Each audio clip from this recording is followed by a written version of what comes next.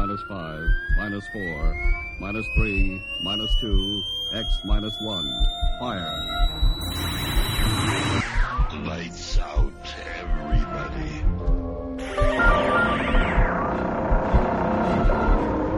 The creaking door.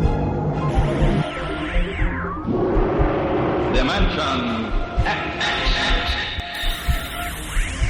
Inner Sanctum Mystery. X minus 1. Dark fantasy.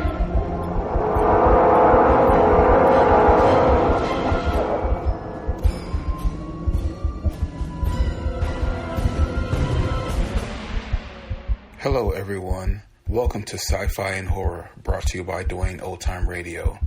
Sci-Fi and Horror features some of the best programs from the golden age of radio, including X-1, Orbiter X, Dimension X, it's a lot of X's, Lights Out, Ray Bradbury, Dark Fantasy, and many, many more. Before we start today's sci-fi and horror thriller, if you enjoy what I'm doing, let me ask you to subscribe to my channel. Subscribing is 100% free, and you will receive notifications on new posts. Lastly, if you have a moment, please write a short 1 or 2 sentence review or give a rating on your preferred podcast service. A positive review or rating would help me out a lot. And now, on to the show.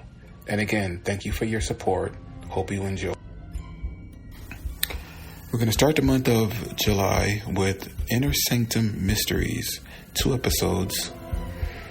The first is Dead Reckoning, January 18th, 1942, and then Study for Murder, May 3rd, 1942.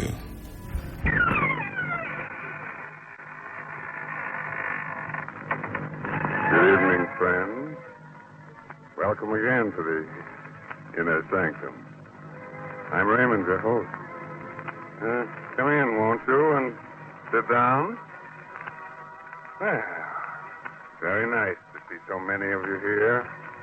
People who believe in black magic, haunting, and ghosts. Huh? Oh, you don't believe in them? Well, our story tonight is about some sailors who didn't believe in them either. But it didn't take them very long to find out that such things did exist, that they were wrong, dead wrong. Inner Sanctum Mysteries brings you one of Broadway's and radio's best-known stars, Arthur Vinton. Tonight, Mr. Vinton appears as Captain Bates in Dead Reckoning, an original radio drama by Robert Newman. When you have that all-in, down-and-out feeling, you may be a victim of irregularity. Then you can help restore your usual pep and vigor by taking 1 or 2 Carter's Little Liver Pills with a glass of water when you go to bed tonight. Carter's Little Liver Pills help you feel better by providing remarkable two-way relief. Relief you cannot expect from a simple laxative alone. Here's what happens. First, Carter's Little Liver Pills wake up the flow of a vital digestive juice, and they do this usually within 30 minutes after taking. Second, they help restore regularity. It's this two-way relief that works so fast and so differently to help you feel up on your toes again. So don't go on feeling way below par when you can get this kind of relief with Carter's Little Liver Pills. Get a box from your druggist now, only 25 cents.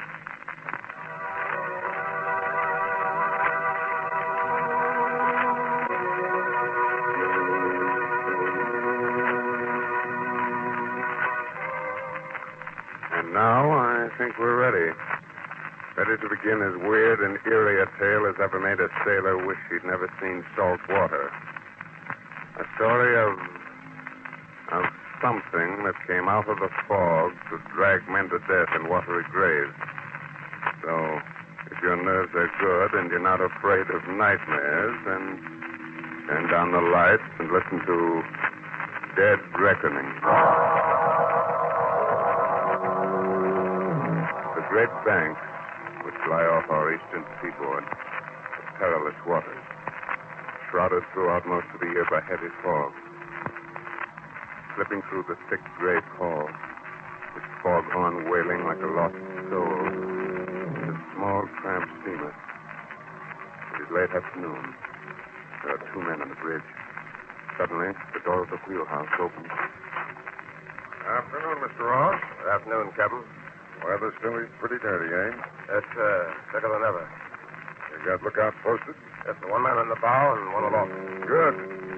I've been sailing these waters for 20 years, and I'm never really happy till I'm off the bank. I know, sir. Guess it's the fog. Never knowing what's ahead of you. What's likely to come out of it. Something's ahead, sir. Just off the port bow. What? Where? There it is, a schooner. It's almost dead ahead. Put your helm over hard. Hard over it, isn't it? He's still coming with... There, we'll just clear astern. Another half minute, we'd have cut her in two. Ahoy, you lubbers! What in thunder's the matter with you? Why aren't you sounding a foghorn? Something does seem to be the matter, sir. There's no one at the wheel. Yes, you're right. No one at the wheel, no one on deck, and... Look there. A distress signal. You'd better look into this. Half speed astern. Half speed astern, sir. Half speed astern. What do you think it is? I don't know. But she looks to me as if she's been abandoned. Maybe you'd better lower a boat, Mr. Ross. There is someone aboard it, sir. Look, just coming up from below. Great Scott, he's dived overboard. He's swimming this way. Up forward, Mr. Ross, and heat my line. And when you get him on board, bring him up here. Aye, aye.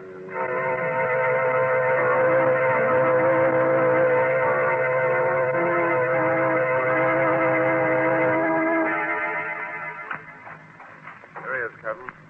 Kind of rocky. Got banged up a bit before we can haul him on board. Take it easy there.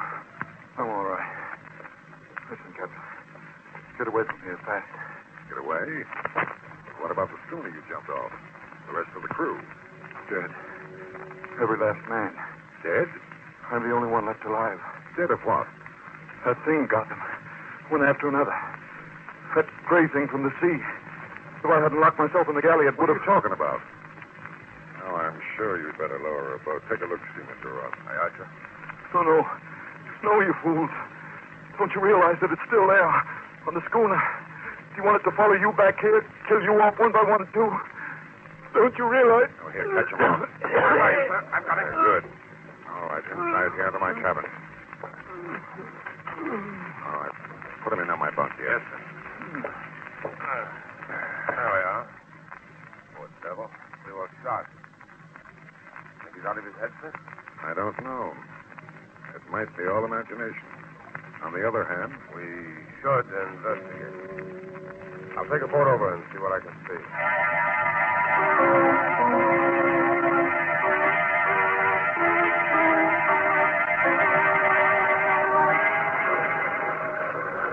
Get boys, men. Let her run. Look around the stern. Here's her name, sir. The Sea Spray. Uh-huh. Grab that line. Make it fast, Carlson. Aye, sir. That's the ticket. Now hold it steady, man, while Garson and I climb on board. Huh? You want me to come with you, sir? Two of us will be able to search her that much more quickly. What are you afraid of? I don't know, sir. I mean, nothing, sir. Come on.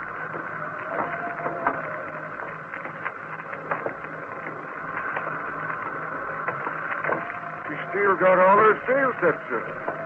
And everything battened down, just as if there was nothing wrong. Ahoy, anybody about? Ahoy! Well, let's go below. What's the need of that, sir? If there was anybody down there, wouldn't they answer?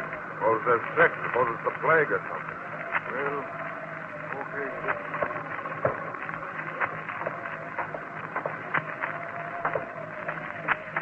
Everything's shipshape down here, too. Clothes, duffel, still under all the bunks. That must be the galley. Take a look in there, Garson. I think. Nothing in here either. Hot still on the stove like the cook had just been fixing supper. Couldn't it be the fire, sir? No sign of it anywhere. Couldn't have been a leak. A crew taking her to the boat because they thought she was sinking. She's not riding as if she was waterlogged. Let's get out of here, sir. What's the hurry? What are you so jumpy about? Jumpy? Who's jumpy? It's just that... Well, suppose I am.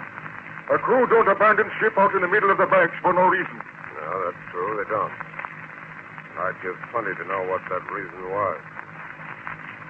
Well, okay, Garson, come on. Let's get back to the ship.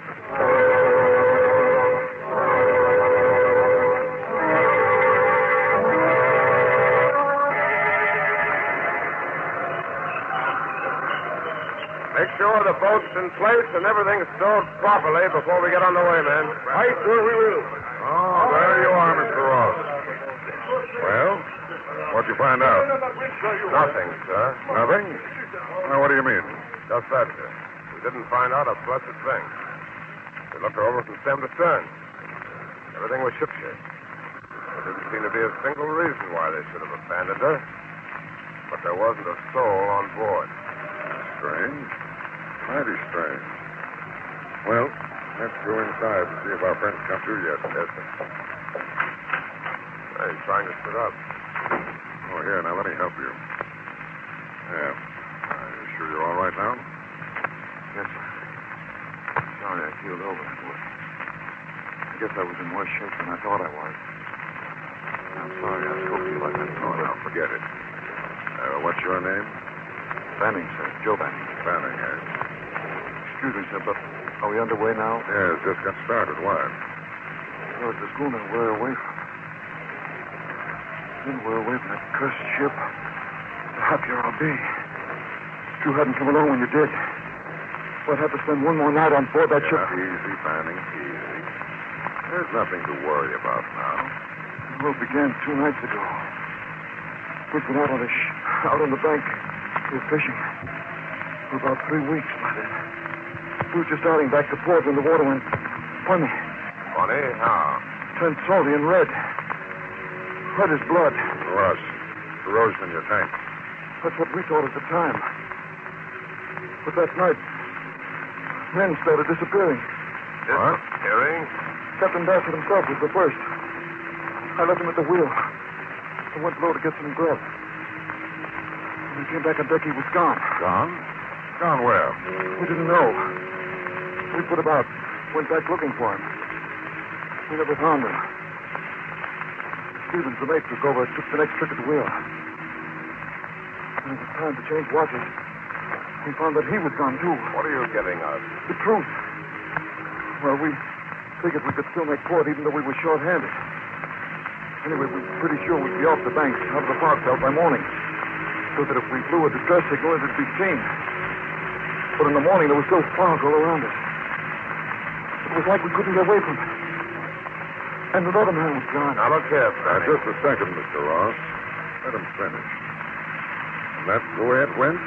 One man after another disappearing with no way of telling where they'd gone or what had happened to them?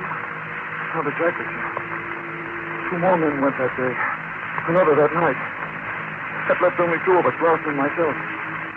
We were near crazy by that time. Trying to stick together. But we had to have someone at the wheel and we had to weed. I went down to the galley to get some hardtack. While I was down there, I heard Larson scream. I went back to the bridge. There he was fighting with it. What? That's just it. I couldn't clearly see it. Larson let out that one yell. Then went backward over the rail. I stood there staring. And all of a sudden I felt something. Something soft and slimy trying to take hold of me. I dived back down into the galley. Slammed the door. Wait a minute. You mean... something had come out of the fog and boarded the schooner. Something you couldn't see. It got all the rest of the crew, and if you hadn't come along when you did, it would have gotten me, too. Let's see. How long has it been since you had anything to eat, Banning? Since you had any real rest? About 3 days. Well, now, suppose you see the cook. Have him give you something hot and then go forward and get some sleep, eh? We'll talk about this again in the morning. You don't believe me, sir, do you? You think I'm out of my head? Oh, now, Banning. You run along, and like I said, we'll talk about this some more tomorrow, eh? Yes, sir.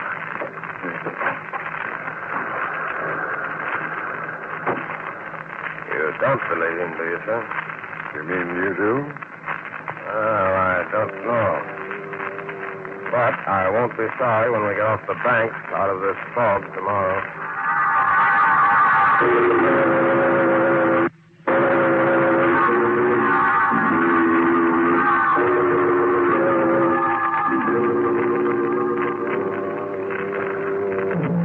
Good morning, Captain. Morning, Mr. Ross.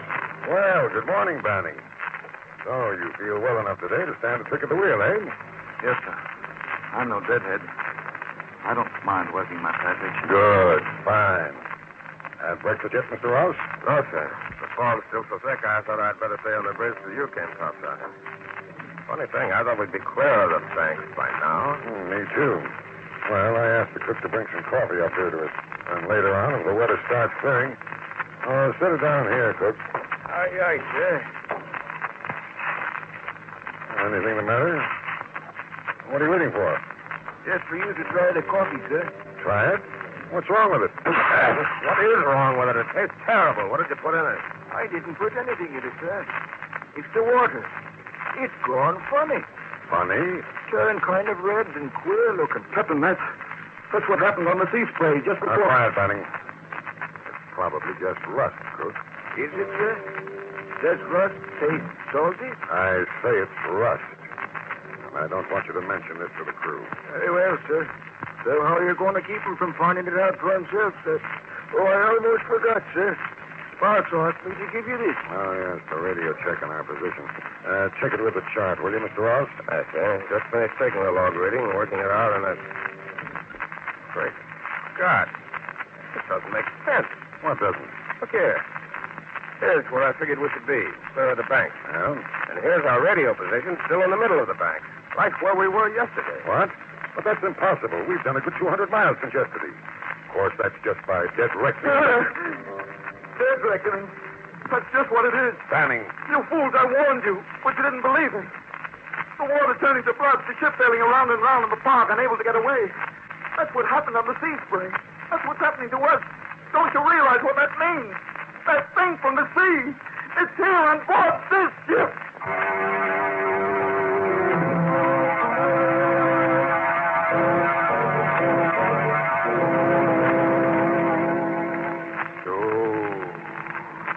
So, the thing from the sea, the thing that can't be seen that came out of the fog and dragged an entire crew to its doom has taken possession of another ship.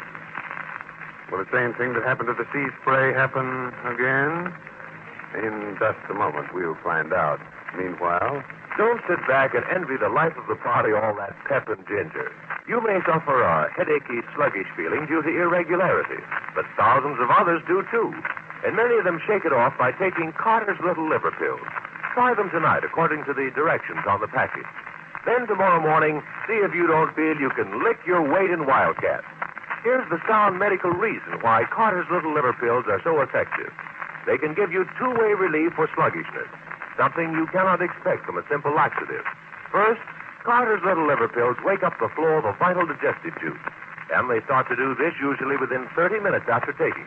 Second, they help restore regularity. It's this two-way relief that helps you feel better.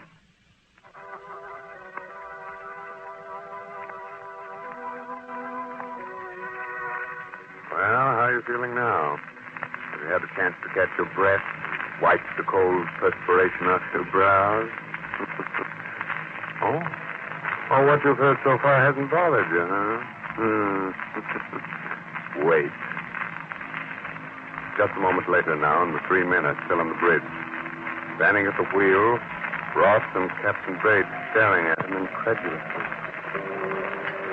I tell you, you're mad, Banning, out of your head. So you still don't believe me, eh? Did the water turn into blood or not? Of course it didn't. That's nonsense. It's just rust, corrosion in the tank. And the fact that we're still in the same place you were yesterday after sailing for 24 hours? Our figuring was just off, that's all. Dead reckoning's never completely accurate. All right, Captain.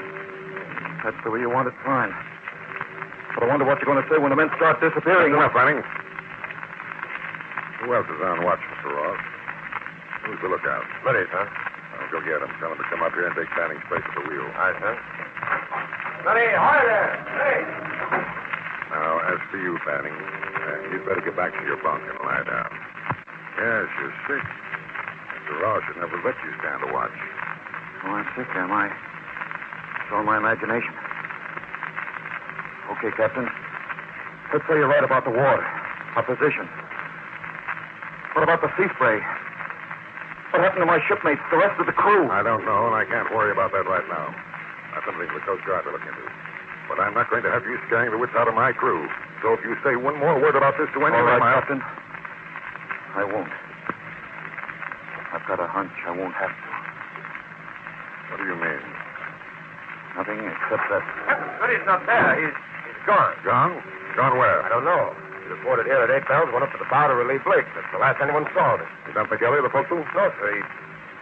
He must have dropped off to sleep or something. Fallen overboard. Fallen overboard. That's what we thought on the sea spray when Captain Bassett disappeared. But he didn't fall. He was dragged overboard by that thing. Will you shut up, Fanning? I won't shut up. What can I say to make you believe me? I tell you it's here on board this ship, and it's going to get the rest of us one by one unless... There's only one thing to do. Take to the boat. Step out to the ship and abandon it. What? Now I know you're mad. Get up forward and stay there. All right, Captain. I'll go. But remember, I warned you. Anything that happens from now on is on your conscience.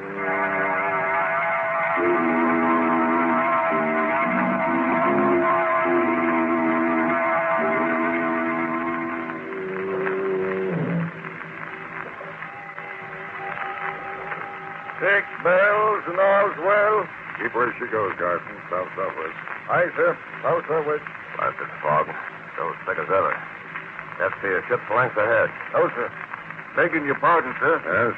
Shouldn't we be off the banks out of the fog by now? I know, Garson. We evidently made a mistake in our reckoning. According to the radio compass bearing we got this morning, we're still around the middle of the banks. Won't be clear until tomorrow. I see, sir. Oh, by the way, Garson, what are the men saying about Smitty disappearing that way? Why, nothing, sir. Except... Yes? Well, sir, they can't understand how he could have fallen overboard with the sea so calm. And then there's this here business of the water turning funny. They're feeling kind of jumpy about that, too. Yeah, well, what's that? Looks like a small craft fishing boat. Bessie is off to starboard. Sailing parallel to us. A schooner. Who's up at the bows? Look out. Blake, sir. Well, what's the matter with him? Is he asleep? Why didn't he sing out when he saw her? I don't know, sir. Captain Bates. Captain Bates. I thought I told you to stay below, Benny. You did, but that schooner. Do you recognize her? Recognize her? She does look familiar, but... Great Scott. It's the sea spray. What? Can't be. We left it drifting a good 200 miles from here. You only think you left. Besides, when we left her yesterday, she was deserted. But now, she just sounded a foghorn. There are men aboard her. You can see them. Yes, men. But what kind of men? Look at them through your glass, Mr. Ross. Just what I'm doing. Good Lord. Their faces. They're all green, bloated, swollen. Why, they look as if they were dead. Look. They are dead. Drowned men come back out of the sea, sailing on and on through the fog, following us and waiting until... One more word out of you, Banning, and I'll put you in irons. Give me that glass, Mr. Ross. Too late, sir. The schooner is gone. Well, come on forward with me and let's see what's wrong with Blake. Yes. I'm coming, too. Me, too. Now, what's that? Go on, watch, Garson. Stay at the wheel. He'll stay on course. If anything has happened to Blake, I want to know it. And the rest of the crew will want to know it, too. Well, all right, then. Come on.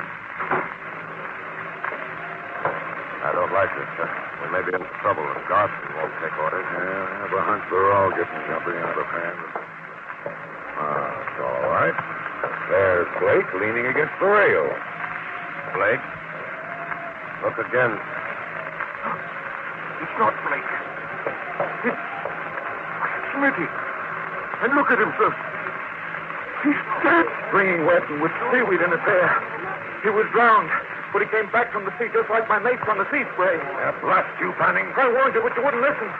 Now will you abandon ship, take to the boat? Now, I've had enough of this. Enough of you and your warning. Grab him, Garson, Mr. Ross. I won't go through it again. I can't. Only one man has another go over the side drag to his head. I'm doing it sooner or later. Banning, no! He went overboard. Wait, that's it. If he'd rather commit suicide than stay on board this ship, we're not going to stay either. Come on, men. The boat. We're abandoning ship. What? You can't do that. Who's going to stop us? We are quick, Mr. Ross. The guns in my cabin. Undigit. No, you don't. Stay, men. I'll take the bait here. Leave him there in the hatch. If this blasted ship means so much to him, let him free on it. We'll take him to the boat.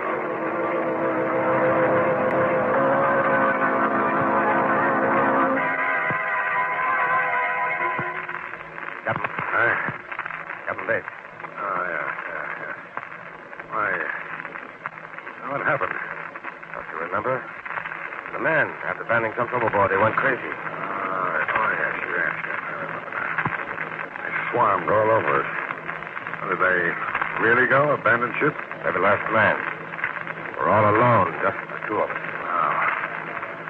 Help me up, will you, Mr. Ross? I'm still a little shaky. Of course. There you are. They didn't take the life raft, sir. We could probably get one of them over the side and... You mean you want to abandon ship, too? Well, not exactly, but after all, the two of us couldn't get her into port. Is that the reason, or is it because you're afraid? Because you're starting to believe in that thing from the sea also? It's about half and half, sir. I mean, well, after all, everything that's happened so far, finding the sea spray deserted, Smitty and Blake disappearing, then Smitty coming back, drowned. Very well, Mr. Ross. I'll help you launch a life raft, and if you like, you can go. But I'm staying with my ship. Well, in that case, I'll stay with you, sir. Good man. I kind of thought you would. What's our first move? Up to the radio room. We'll send out an SOS. Ask for help. Right, sir. Even if you do think there's some explanation for everything that's happened, the ship is kind of spooky now, isn't it? Fog. Everything's so quiet. Dead, like... What's that? Engine room telegraph. Someone rang for half speed ahead. Why, we're moving, getting underway. But who? There's no one on board but the two of us. Maybe one of the engineers didn't go. Stayed below. No one stayed, I tell you. No one. There's just the two of us on board and... Mr. Ross, I don't like this. You don't like it, I... Someone coming. They're heading to the bridge. Can you see who or what? Yes. Banning. It can't be. He jumped overboard. He's dead. Yes, Smitty was dead, too, but he came back and... Where are you going? I'm going to get to the bottom of this. I'm going to see if a corpse can fight back. Captain, wait, Look out, Captain, he's got a gun. I've got it. Well, oh, you're not dead, Banning. And it was you that was behind all this. I don't know what you mean. No, you listen to me, Banning. Two of my men have been killed. The rest of them are out there in that fog place. Either you talk, tell me what you were up to, how you did it, or I'll let you have it right between the eyes. You wouldn't dare. Oh, I wouldn't, eh? Give me that gun, Ross. No, don't. All right, I'll tell you. It wasn't me that was behind it. It was Abner Dean. Abner Dean? Yes. He thought up this idea. Scaring a crew into abandoning ship and picking it up and claiming salvage. Salvage? Oh, of course. Why didn't I think of that? But how did it work? There wasn't anybody on the sea spray when I boarded her. Of course not. As soon as we spotted you, Dean and the rest of the crew got into the dory, pulled away into the fog until after you searched the schooner. Meanwhile, I had two jobs to do. I from the binnacle to throw your compass off so you'd sail in a circle. And drop a chemical into the water tanks that would turn the water red. And what about Smitty and Blake? I killed him. I dropped Smitty's body over the side with a rope tied to it so I could haul it up again. Hit Blake and chain lock. Are you cold-blooded murdering? What? Fog on it. It sounds It's like... the sea spray. They're cruising around waiting for me to pick them up. And there they are. Get ahead. So we'll have Ross. Hurry, we're heading straight for him. If we don't gear up, we'll hit him.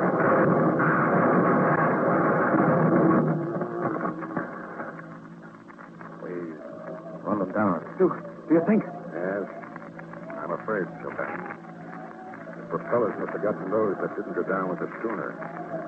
But maybe it's better that way. They say that drowning's easier than hanging, as you'll probably find out for yourself.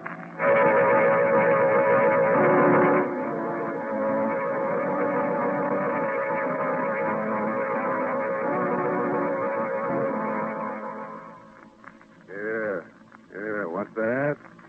You knew there was no such thing all the time? Of course you did. But just the same, if I were you, I wouldn't try to stand up just yet. With your knees knocking together like that, you might find it a bit difficult, huh? But I do hope you enjoyed tonight's story. Glad to be with us again next week at this same time. And if in the meantime you should happen to take an ocean trip, and if while you're out you should run into heavy weather, and while you're standing alone on the deck at night, something should reach out of the darkness and grab hold of you, But don't worry. It won't be the thing from the sea. It'll just be one of the other passengers trying to find his way to the rail. Oh, yes. If you haven't done so, be sure to read this month's Inner Sanctum mystery, Footsteps Behind Her, by Mitchell Wilson. Will you wake up tomorrow morning feeling chipper and spry? Or will you crawl out of bed with that sluggish, headachy, what's-the-use feeling due to irregularity? Well, try this. Just before you go to bed tonight, take 1 or 2 Carter's Little Liver Pills with a glass of water. Then see if tomorrow morning isn't rosy and bright. See if your usual pep and cheerfulness aren't back. There's a sound medical reason why Carter's bring you these remarkable results. Carter's Little Liver Pills provide two-way relief. Relief you cannot expect from a simple laxative alone. First, they wake up the flow of a vital digestive juice. And they start to do this usually within 30 minutes after taking. Second, they help restore regularity. It's this two-way relief that helps you feel better so fast and so differently. Good night. Pleasant dreams, huh? This is the Blue Network.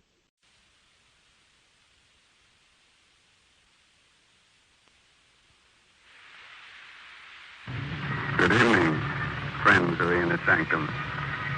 This is Raymond, your host.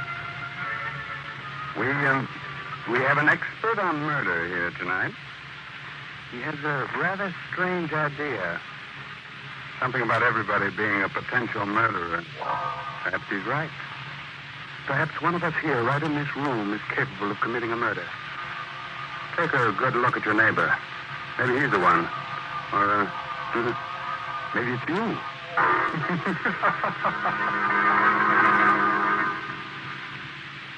Inner Sanctum Mystery, headed by Hyman Brown, brings you one of Broadway's and Hollywood's best-known stars, Boris Karloff, now appearing in the smash Broadway hit Arsenic and Old Lace. Tonight, Mr. Karloff appears as Herbert Lodge in Study for Murder, an original radio drama by Sigmund Miller.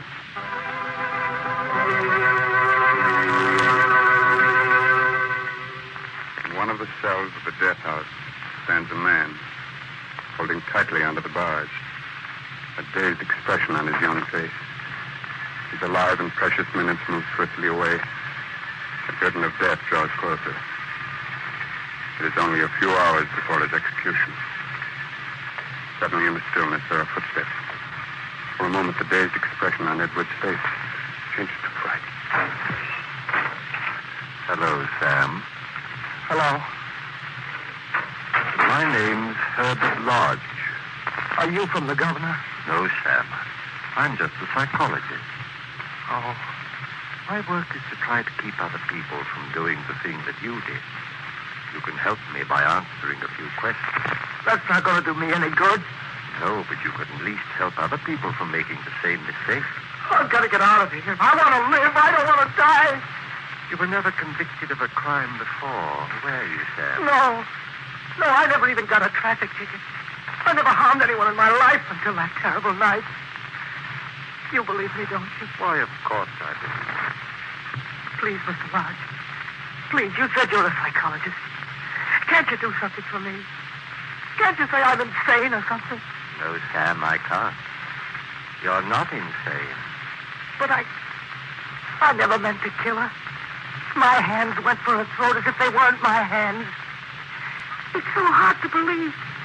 Me, who never even had a fist fight. Very interesting. You didn't even hate your wife, did you, Sam? No. No, I didn't hate her. She used to get on my nerves. We used to fight a lot about money. But I never hated her. She was spending more money than I earned. She got you angry. She ridiculed your small earnings. That's right. How did you know? And she did that every time you had an argument about money. Yes. I couldn't stand it anymore.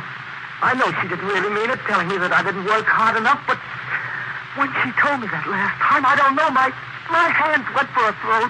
You didn't feel any kind of pity for her? I don't want to talk anymore, please. Please leave me alone. I can't stand it. This one question is very important. You saw her dead on the floor. What were your reactions? For a minute, I was glad.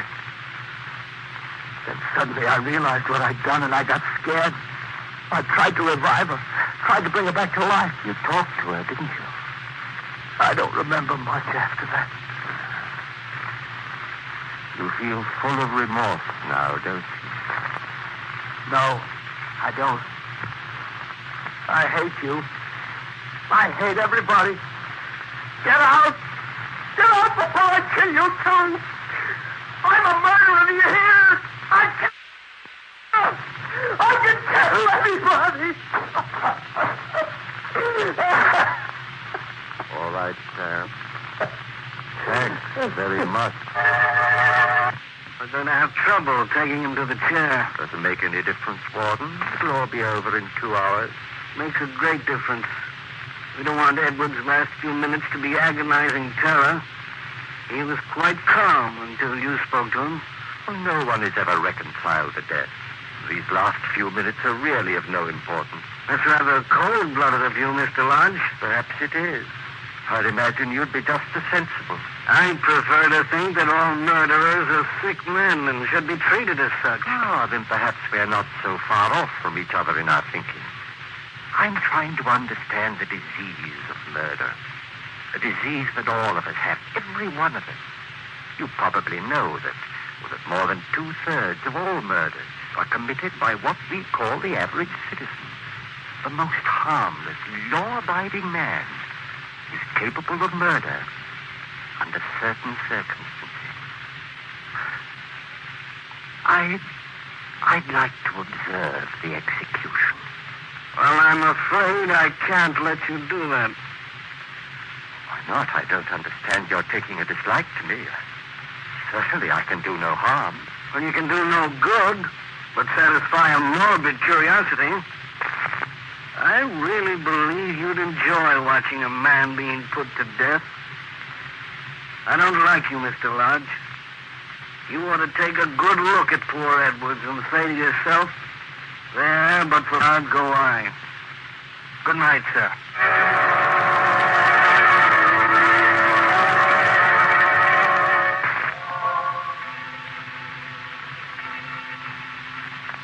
Well, Margaret, Edwards has just paid with his life. I managed to get a lot of valuable information out of him before he went to pieces. Herbert, maybe you ought to take a rest. Stop working on your book for a while. A vacation would do you good. Well, you're not worried about me, are you, Margaret? But no good can come of it at the rate you're going. Why, the only thing on your mind is murder. Oh, you don't understand. I've got to know more about the desire to kill. All of us are capable of murder, and knowing that even I can commit murder fills me with a horrible fascination. You don't know what you're saying, Herbert. I've got to explore the whole field of crime, track down every detail that leads to murder. Everyone I meet is a subject for study, and I myself am my own best subject. I've never felt so keen about anything in my life. I can't stop now. You're playing with fire, Herbert. Well, yes, perhaps I am. But you can't write about fire unless you've been burned. Oh, please give it up. I don't like the underworld people you've been associating with. You mean Whitey? Yes. I can't stand him. Well, I'm sorry, but I'm going to see him again tonight. It's taken me a long time, but I've finally succeeded in forming a tribe of my own. A tribe? What are you talking about? It's the underworld term for gang. Why, you're out of your mind. You've become a gangster. Only temporarily. But as the big brains of the mob, I'm going to see crime and murder from the first row. We're going to muscle in on some racketeers' territory. I absolutely forbid you to do it. Oh, please, Herbert. I've made up my mind. Don't waste your time trying to stop me, Margaret. I don't want to be unpleasant with you.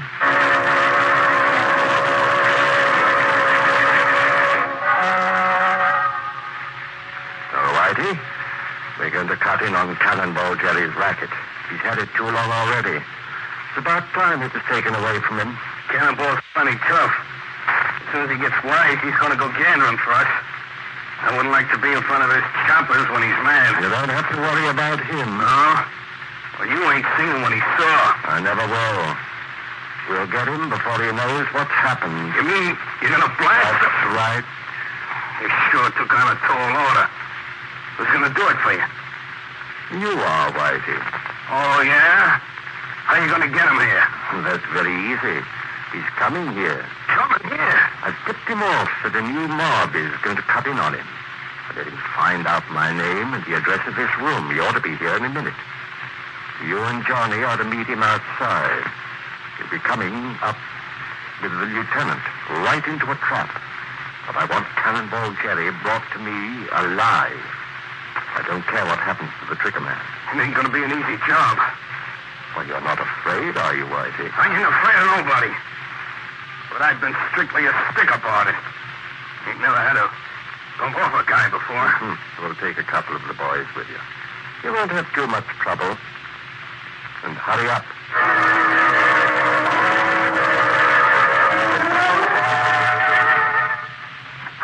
All right, Cannibal, inside. What goes on here? What's your game? The boss wants to see you get in.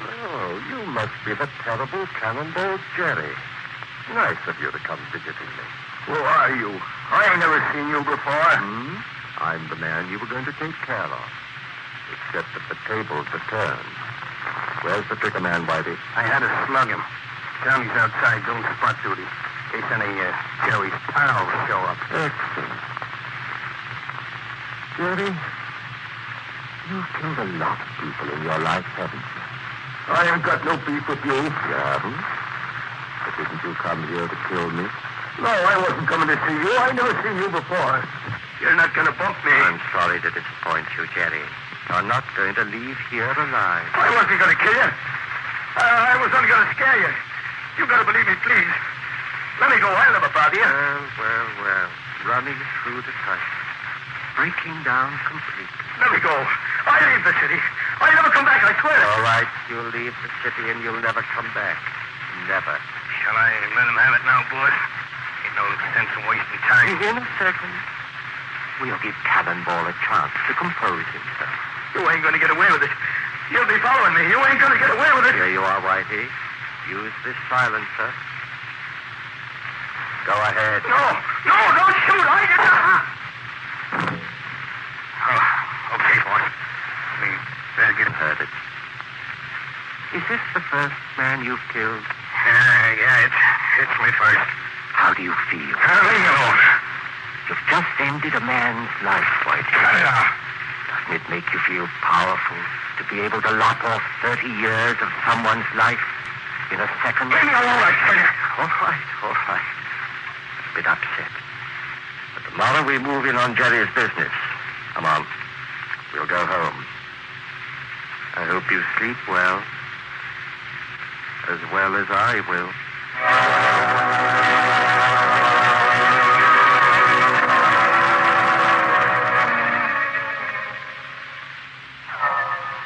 It's a few hours later now. In the small hours of the morning. Lodge asleep. Tosses in his bed as he hears a familiar voice. Hello, Mr. Lodge. Huh? Who's there? It's me, Sam. Sam? Sam Edwards? How did you get here? You're dead. Yes, I'm dead. But I came back. I thought maybe you wanted to ask me a few more questions. You came back? Oh, it can't be. I must be dreaming. I came back to tell you I was sorry about going to pieces. I was scared then. But I'm not scared anymore. Dead people aren't afraid. I'm nothing to ask you. Anymore? You told me everything. No, I didn't answer your last question. You asked me if I was full of remorse. You don't have to answer that. I knew. Remorse ate into me like acid. It was unbearable. I couldn't stand it. It drove me crazy. It made me hate myself. I just can't describe how it yourself. No, I guess that about covers everything. It doesn't, Mr. Lodge. I was going to tell you about my last few minutes alive. I don't want to hear anymore. You know, Mr. Lodge, I was thinking, if you want to find out how it feels to kill someone, the best way is to do it yourself. Do it myself? I'm no murderer. I wasn't a murderer either until the first time. I'm a weak man, but you're a strong one. You'd enjoy it. Your conscience won't bother you. No, I'll never kill anybody. You never can tell. Murder. It's an experience you've never had. It's really so easy. Try it. You won't have to ask questions. You'll know all about it yourself. You've got to do it with your own hands to know. Try it. Try it with your own hands. Herbert, speak up. Herbert. What? Speak up, Herbert. What's in my heart? Where am I? I'm dreaming. I'm having a nightmare. I'll say you were. You kept talking in your sleep. What? What did I say? You kept repeating, I'm no murderer. I'll never kill anybody. What? I've never talked in the sleep before. It's been a vivid dream. Herbert, you've got to stop this horrible research of yours. You can't go on. You'll either get a nervous breakdown or actually kill someone. Oh, please, Herbert, I'm This frightened. is none of your affair, Margaret. I've told you before not to interfere. This is my affair. I'm not going to stand by and watch you get yourself deeper and deeper in this rotten business. Oh, you make me tired.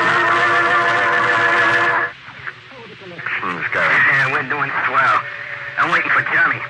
We got a few more customers to visit. Well, never mind about Johnny. I'll go with you. I'd like to see some of our clients. Okay, you suit yourself, boss.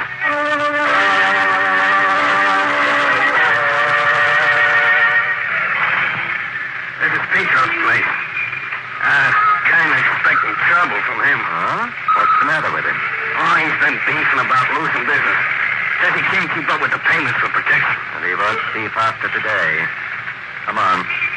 We'll go in. Yeah. Hello, Petro. How's business? It's you guys again, eh? Well, what's the matter, Petro? Aren't you glad to see us? No, I'm not glad to see you, you crook. Be careful, Petro, careful. You'll find yourself staring up at the ceiling.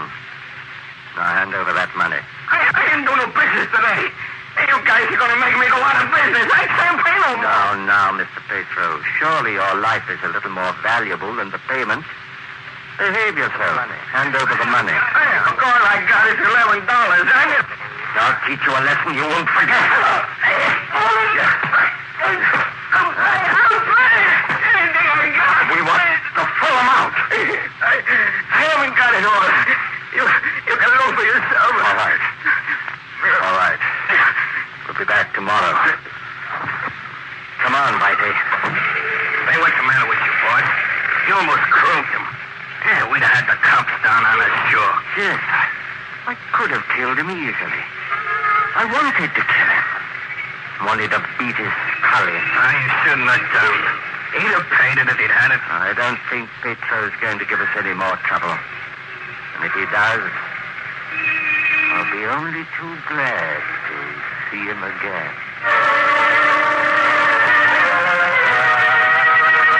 Herbert, what's happened to you? Nothing's happened to me. You look as though you've been in a fight. I told you it's nothing. Now stop bothering me. Oh, Herbert, you're in trouble, I know. Please tell me. Maybe I can help. There's nothing that you can do. I told you before, I don't want you to bother me. I don't know what's come over you. It's just impossible to talk to you lately. You act as if you hate Well, I me. don't like you standing around staring at Ever me. since you got involved with those gangsters, you've begun to act like one. I warn you, Margaret, don't make things any worse than they are. True. You've become a criminal. You think like one and act like one. Keep I quiet. won't keep quiet. You've made life unbearable for me. You treat me as if I were just in your way. I don't recognize you anymore. You've become a hoodlum, a vicious, ruthless hoodlum. Perhaps, have I? Well, then I'm going to act. Oh! Now, get out. Get out before I lose my temper completely. Get out. You know better than the worst of your gang. You know what you do. doing anymore. You can't. Oh, yeah. Get away from me. Once and for all, I'll... Get away from me. I won't hear that silly, nagging voice of yours anymore. I'll never hear it again. Now you keep quiet.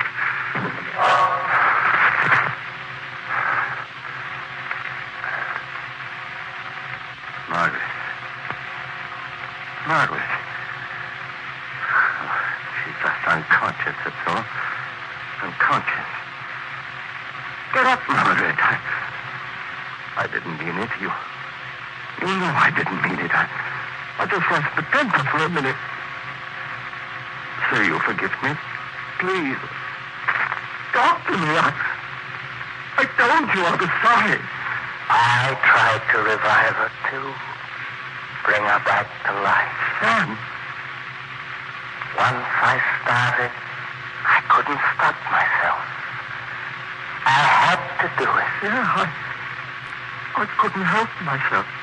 My hands went for her throat, as if they weren't my hands. Yes, that's it.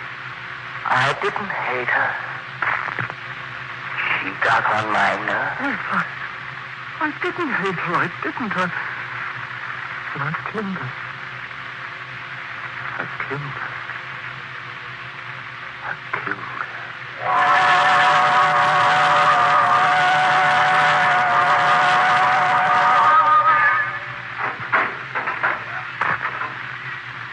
Any news, Fort? Is there anything I can do for you, Lodge? Have you heard anything from the carpenter? No, I haven't. I'm really going to die? In 2 hours? I'm going to be strapped into the chair? I'm sorry, Lodge.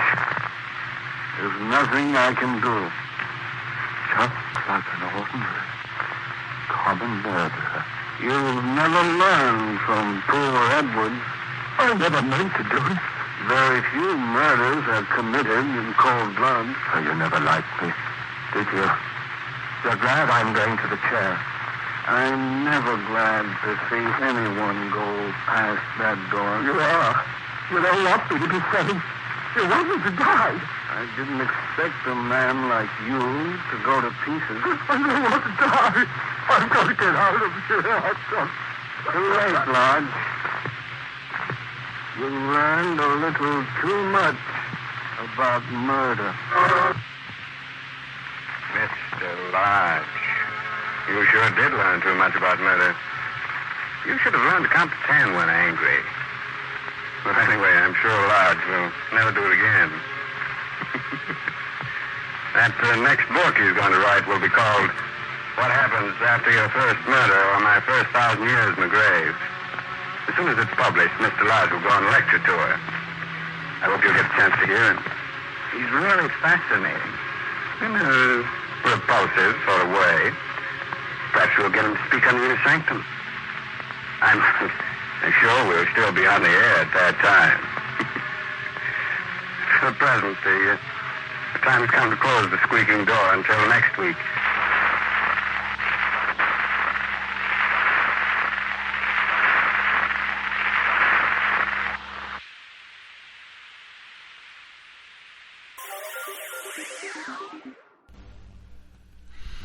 Thank you for listening. If you enjoy what I'm doing, I ask you to please subscribe to my channel or channels. Well, hope you enjoyed, and until next time, stay safe, wish you well, peace.